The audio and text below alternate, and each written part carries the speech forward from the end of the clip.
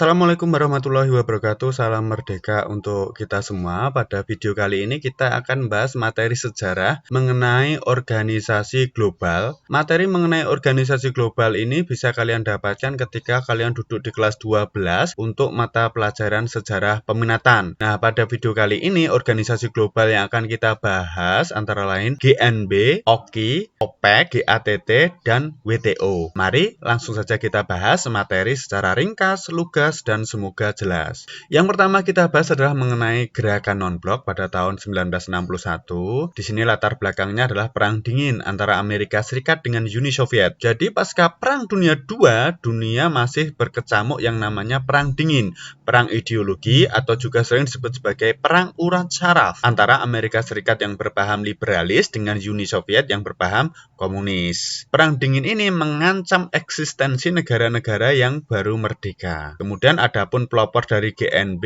yakni dari Yugoslavia ada namanya Joseph Broz Tito, dari Indonesia ada Presiden Soekarno, dari Mesir ada Gamal Abdul Nasser, dari Ghana ada Kwame Nkrumah, dan dari India ada namanya Pandit Jawaharlal Nehru. GNB didirikan pada tanggal 1 September 1961, adapun tujuan dari gerakan GNB, yakni meredakan ketegangan dunia sebagai akibat pertentangan antara blok barat dengan blok timur. Blok barat ini adalah bloknya Amerika Serikat dan blok timur adalah bloknya Uni Soviet. Dalam perkembangannya tidak hanya terbatas pada usaha perdamaian saja, tetapi juga berkaitan dengan hak asasi manusia, ekonomi, dan hubungan antar bangsa. Gerakan non-blok tidak memiliki perangkat organisasi, akan tetapi hanya ada ketua. Ketuanya adalah kepala negara tempat KTT dilaksanakan. KTT pertama dilaksanakan di Beograd, Yugoslavia. Indonesia pernah menjadi ketua GNB pada tahun 1992 ketika Indonesia menjadi tuan rumah KTT GNB ke-10 yang mana Presiden Soeharto sebagai ketua GNB.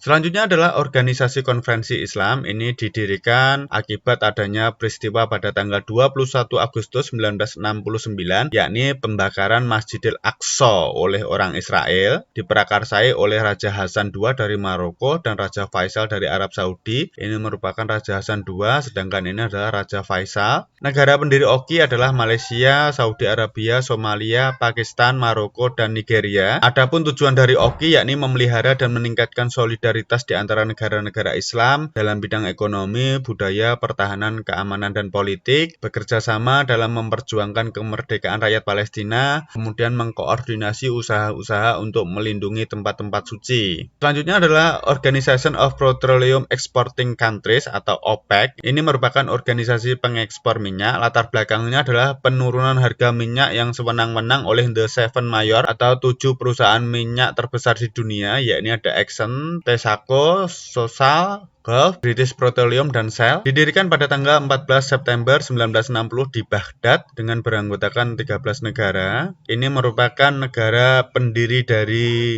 OPEC, yakni ada Iran, Irak, kemudian Arab Saudi, Kuwait, dan Venezuela. Tujuan dari OPEC yakni mengatur pemasaran minyak bumi dan mengatur pemenuhan kebutuhan minyak di seluruh dunia. Kemudian yang kedua adalah menetapkan harga yang seragam atau menjaga kestabilan harga minyak agar menguntungkan negara-negara produsen. Kemudian menetapkan kuota atau jumlah produksi yang diekspor oleh masing-masing negara anggota untuk menghindari persaingan-persaingan tidak sehat di antara negara penghasil minyak, dan juga untuk menghimpun negara-negara penghasil dan pengekspor minyak. Indonesia sendiri masuk pada tahun 1962, kemudian keluar tahun 2008 karena sejak tahun 2003 Indonesia sudah tidak bisa menghasilkan minyak untuk dijual. Indonesia kembali menjadi negara OPEC pada tahun 2014 dan keluar lagi tahun 2016. Selanjutnya adalah General Agreement on Trade and Tariff, yaitu GATT.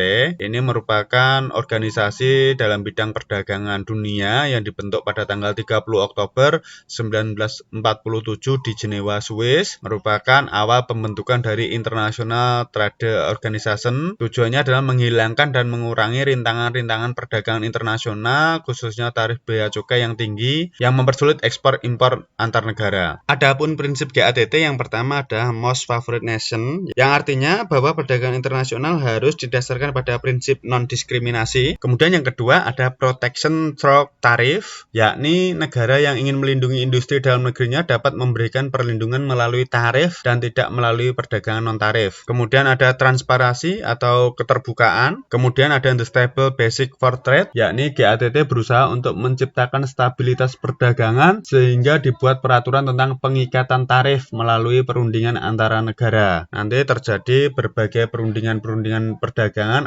sering disebut sebagai putaran perdagangan. GATT dibubarkan kemudian digantikan oleh WTO, World Trade Organization atau WTO. Ini berdasarkan pertemuan di Marrakesh, Maroko. Kemudian WTO didirikan pada 1 Januari 1995 bermarkas di Jenewa. WTO ini menggantikan GATT.